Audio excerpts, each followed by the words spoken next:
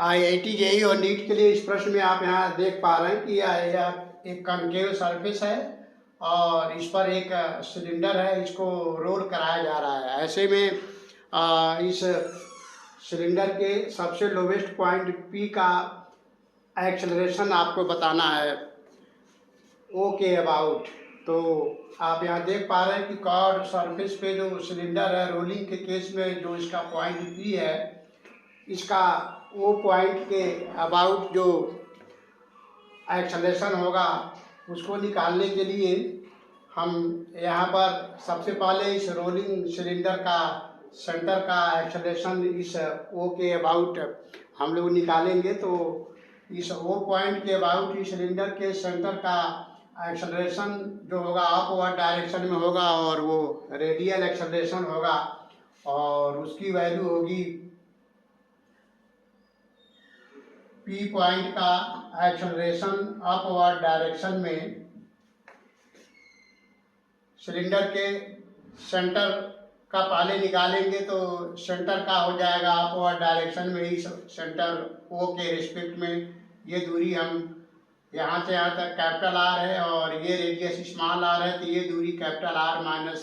Small r होगा। तो इस प्रकार V square upon capital R minus small r acceleration होगा सेंटर का सिलेंडर का O के रेस्पेक्ट में अपवर्ड डायरेक्शन में। क्योंकि ये सिलेंडर इस कॉन्केव सरफेस पे रोल कर रहा है, इसलिए जो इसके सेंटर ऑफ मास का एक्सेलरेशन अपवर्ड डायरेक्शन में होगा वही इसके सारे पॉइंट्स का अपवर्ड डायरेक्शन में होगा। क्योंकि रोलिंग के केस में सिलेंडर का centre of mass v velocity से आगे बढ़ रहा है, ऐसे में इस सिलेंडर के सेंटर ऑफ मास का एक्सेलरेशन O के अबाउट अपवर्ड डायरेक्शन में v square upon this distance, और ये capital R minus small r, क्योंकि स्मॉल r है और ये कैपिटल R है। और क्योंकि ये सिलेंडर रोल कर रहा है इसलिए इसके पॉइंट P का अपवर्ड डायरेक्शन में खुद ही सेंटर ऑफ मास के अबाउट जो होगा वो होगा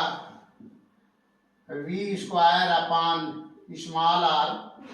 ये स्मॉल r इसका रेडियस है सिलेंडर का। इस प्रकार इस सिलेंडर के प्रत्येक पॉइंट का अपवर्ड डायरेक्शन में एक्सेलरेशन सेंटर ऑफ मास के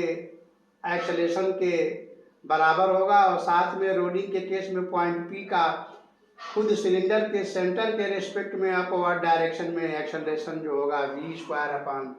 स्मॉल r होगा। इस प्रकार पॉइंट P का इस कॉन्केव सरफेस पर O के अबाउट नेट एक्सेलरेशन जो होगा सेंटर ऑफ मास का अपवर्ड डायरेक्शन में एक्सेलरेशन और पॉइंट P का इस सिलेंडर के सेंटर के रिस्पेक्ट में अपवर्ड डायरेक्शन में acceleration v square upon small r और सेंटर का O के रिस्पेक्ट में v square upon capital R minus small r। इसलिए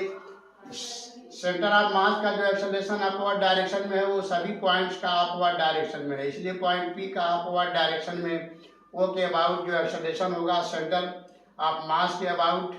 v स्क्वायर अपॉन r, और जो सेंटर ऑफ मास का अपवर्ड डायरेक्शन में है वही पॉइंट P का भी होगा, इसलिए P पॉइंट का नेट एक्सेलरेशन अपवर्ड डायरेक्शन में O के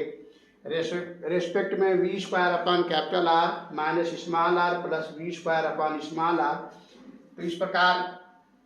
इस कॉन्केव सेंटर सरफेस का जो सेंटर वो है उसके अबाउट उसके रेस्पेक्ट में सिलेंडर के पॉइंट P का नेट एक्सेलरेशन आप यहाँ पे देख पा रहे हैं अपवर्ड डायरेक्शन में